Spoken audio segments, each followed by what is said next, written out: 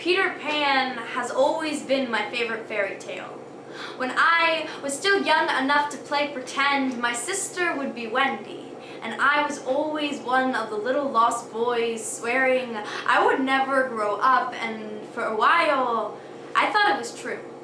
Like, I was all daydream days and morning haze. Like, I was always stopping to smell the flowers and taking walks during sun showers. I loved taking walks. Even familiar streets felt like exploring. I loved taking walks, just never alone. And never at night, and never with the neighborhood boys. You learn young, even the nice ones can bite, and you're starting to think that something went wrong. You were never meant to grow up. You were just a little lost boy. You are still supposed to go on adventures, but Mom and Sister tell you that you can't trust Peter.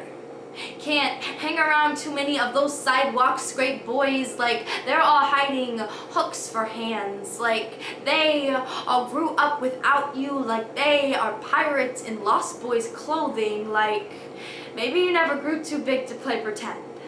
Your fantasies just became a little less magic and a little more survival. Like, pretend you don't hear comments called from street corners. Pretend you don't feel his hand on your face, your waist, your thigh. Pretend your skin does not crawl when you feel hot breath on the back of your neck. Pretend like you don't know what they mean when they make jokes of your body.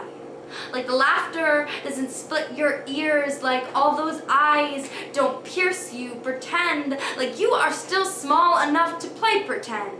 Pretend like you are so small that maybe they can't even see you. Pretend like growing up was ever a choice for you, like Wendy could have stayed if she wanted to. Pretend like you don't know damn well why there aren't any little lost girls, like little lost girls all found their way home so soon. Like little lost girls all grew up before they ever wanted to. Like, no matter how much you don't want to grow up, you still feel yourself age every time hungry eyes and famished hands mistake you for a meal. Like Pan and his corner boys like to play at sword fights with sticks, but all the girls I know walk with car keys jutting from their fists. Like, jailbait isn't really the cutest nickname, but my older brother's friend called me it when I was 10, and it stuck ever since. Little lost girls don't get to stay in Neverland very long.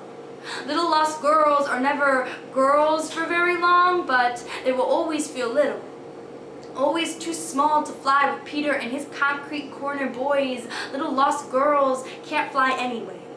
You need pixie dust for that, and all they've got is ash from the skirt they burned the first time someone blamed it for his hands. All they've got is scorched fabric and smoke in their lungs. They will have buried their childhood long before they've gotten a chance to take to the sky, to fly for the second star to the right and straight until morning. No, these little lost girls are all in mourning, draped in black, attending funerals for the children they never got a chance to be. These little lost girls did not want to grow up, did not want to say goodbye, did not want to forget, but it was never up to them, and now they cannot remember the last time they took a walk down the street like an adventure, and not like a haunted house, all tense and waiting, like they're always expecting that crocodile, like they've been hearing the tick-tock of a swallowed clock in the voice of every boy who didn't bother to ask permission. Like little lost girls did not ask for this. Like little lost girls did not want to grow up either. Little lost girl was not given a chance. Little lost girl was not given a choice. Peter Pan has always been my favorite fairy tale. But even bedtime stories become hard to hear when they just serve as a reminder of all you were never allowed to be. Scene.